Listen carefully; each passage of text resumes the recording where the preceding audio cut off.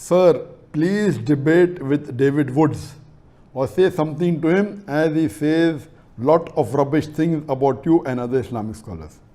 This person, Sohag Ahmad and few other Muslim brothers have been continuously asking this question that, oh, why Dr. Zakir Naik not debating with David Woods? And they keep on asking this question several times, and I didn't think it was important, but now finally I've taken the question to give them the reason.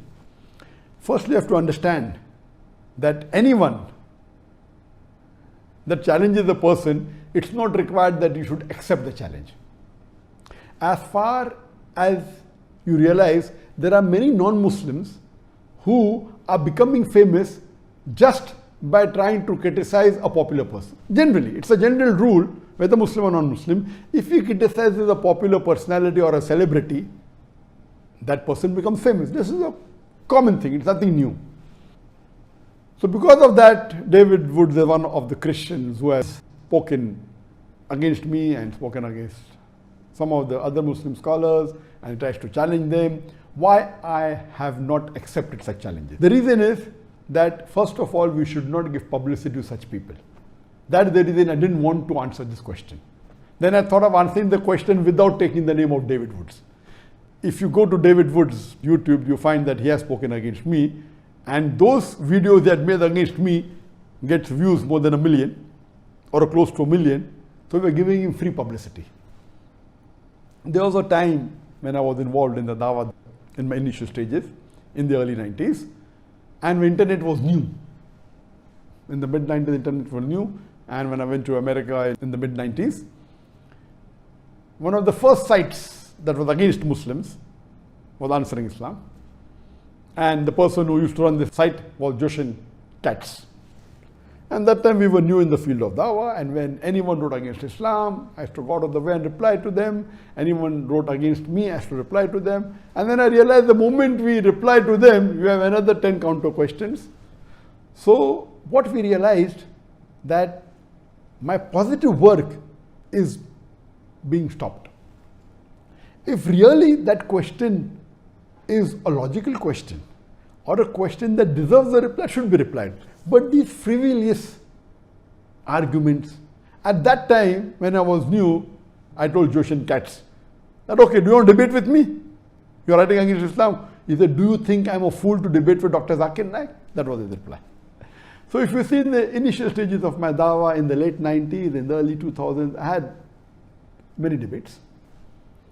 And then I realized that debating is not the best, it should be done when required. But better is to talk about, give lectures on similarities between Islam and Christianity, similarities between Islam and Hinduism. But when required, yes. And one of the best debaters in the world, was Sheikh Ahmad Didat. But then we realized that there were people who started challenging me. And one such person was from USA again. I'll tell you his name. Sam Shamoon. And when I went to Chicago, I met him. He said, oh, I want to debate with you.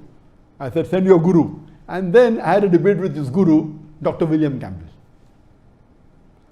And when I accepted this debate, I was called by the students of USA that Dr. William Campbell wrote a book, Quran and Bible in the Light of Science. And he took out about 30 scientific errors in the Quran. And for 8 years, no Muslim replied. So this book was doing a great damage for the Dawah of the Muslims. And no one replied, so I took up the challenge. I read the book and I went and I debated with. And alhamdulillah, in Chicago, there were two groups among the Muslims. One group was against the debate. What is this? No one replied. And now this Zakir, who is this young man coming from India? How will he reply? So half the Muslims were against the debate and half the Muslims were for. Alhamdulillah, the debate took place in Chicago and Allah's help was there. Allah's mercy was there, and it was a very successful debate. So much so that after that, alhamdulillah, William Campbell, who got a doctorate in writing a book against Islam, mashallah, it lost its popularity. Later on, then I made a policy that after my videos started becoming popular, then I had a rule. I will only debate with those people who are popular. Then we realized that those people who are not popular started challenging to become popular. And I'll give you a very good example. Sheikh Ahmad Didat, he debated with Jimmy Swaggart. And Jimmy Swaggart at that time was one of the most popular televangelist. He was multiple times more popular than Sheikh Ahmad Deedat. Many people told him, don't go, he will chew you and spit you. But Alhamdulillah, Sheikh Ahmad Deedat had the help of Allah and he gave a knockout to Jimmy Swagat. We have another example, he debated with Anis Furosh. Anis Furosh wasn't known at all. But when Anis Furosh debated with Sheikh Ahmad Deedat, Alhamdulillah, won him lock, stock and barrel, but Anis Furosh became popular. So what we realize that when you debate with someone who's popular and an unpopular person debates with a popular person, the unpopular person becomes famous overnight. So why should we make the unpopular Christian missionaries as popular? So then I had a policy that anyone who wants to debate with me should minimum have at least 2% of the audience that I have in my largest gathering. And earlier I said that anyone who can gather 10,000 people individually for a lecture, I will debate him. After that, there was a middle person who requested me to debate with Shri Ravi Shankar. And you know, Shri Ravi Shankar is one of the most famous Hindu preachers in the world. One of the most. It comes in number 1, 2 and 3. And he has a large following. He has an audience of 20,000, 50,000, alhamdulillah. I accepted the challenge and we had a debate in year 2006 in January in his hometown Bangalore. And Allah's help was that it was a very successful debate. The topic was concept of God in Hinduism and Islam in the light of sacred scriptures. Since 2006, there are many people who challenge me for a debate. And when anyone challenges me, I say that I don't waste my time. There are hundreds of people who address large audiences. They're very popular. And my largest gathering that I have given a lecture is previously was in Kerala, then it was in Kishanganj, Bihar, where more than 1 million people attended. So 2% of 1 million is 20,000. So my criteria was I would not mind debating any non-Muslim on any topic of comparative religion as long as he can gather minimum 20,000 people for his live lecture. Not a conference. In conferences there are 20, 30 speakers. They might not have come for him particularly. So if a person gives a solo lecture and if he can get audience of 20,000 people live, not on the YouTube, not on the Facebook, 20,000 live sitting, then I don't mind debating him. And what I'm asking is not something which is difficult. There are hundreds of Hindu preachers in India who have audiences more than 20,000. There are hundreds of Christian missionaries who have audiences more than 20,000. So I tell, if people like Sam Shamoon or people like David Woods want to have a debate, let them become popular. Why do they want to ride on my bandwagon? And if you can't get that gathering, only thing you have to do is convince with your material any other Christian preacher. There are many. Franklin Graham is there, Billy Graham is there, Maurice Cerullo is there. There are many. There are 100 speakers that I know in Christianity who have given live lectures to more than 20,000 people. What you have to do is catch one of them and convince them that your material against me is logical and give it to them. I will have a debate with them. Why should I make you famous overnight? I heard 1 or 2 of his videos that Zakir Naik is a joke. It is. What he's talking is rubbish. But the moment I reply to him, he becomes famous.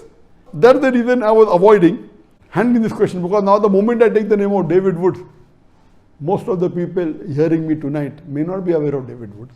A small percentage maybe. They will go and check. He will become famous. And let me tell you, there are many other people.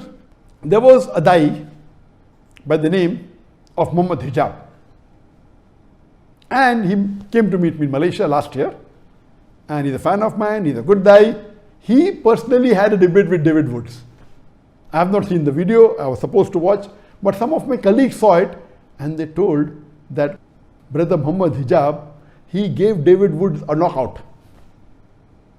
So when others can do the job, why should I waste my time? That's the reason previously we used to reply on the internet. Now we don't.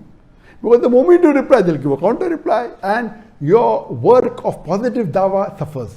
So that's the reason anyone who wants to debate me, this criteria is there. Give it to a celebrity, give it to a famous personality. He will not be a fool to debate with me. Today, if someone gives $1 million to Shri Ravi Shankar, he will never agree to have a debate with me again. He knows that. Even if you give $2 million to him, he will not. Because he's a celebrity. He will lose his following. And he already lost many people in that debate who were his followers, who called him God. They accepted Islam. So that's the reason I request David Wood to convince any of these 100 Christian missionaries who are popular, who can have audience of more than 20,000. Convince them. If he cannot convince them, why does he want to have a debate with him? When he cannot convince his own Christian brother that the material of his is enough to answer my lectures, why is he wasting his time? These people are only riding on the popularity of other people. Otherwise, he is unknown. And I request the Muslim brothers, please don't waste your time. Please don't waste your time.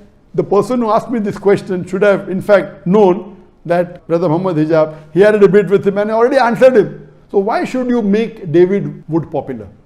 So hope this answers the question. And because I met this criteria since 2006, in the last 14 years, no one has ever wanted to debate me. One of the fans of Sadhguru told me, will you debate Sadhguru? And Sadhguru is a popular person, is not as popular as Shri Ravi Shankar, but he's popular. I told, okay, I accepted, I know he's popular. Okay, if he wants to debate with me, I'm not interested in debating him. He wants to debate, he wants to speak against Islam, wants to challenge me, I'll accept it. Because if he challenges me, and if Allah's help is there, and we present the truth and answer to all his illogical arguments, but naturally he will lose his following. So if people like Sadhguru or someone who's popular want to challenge on any topic of Islam and comparative religion, which I deal with, I accept the challenge. Hope that answers the question.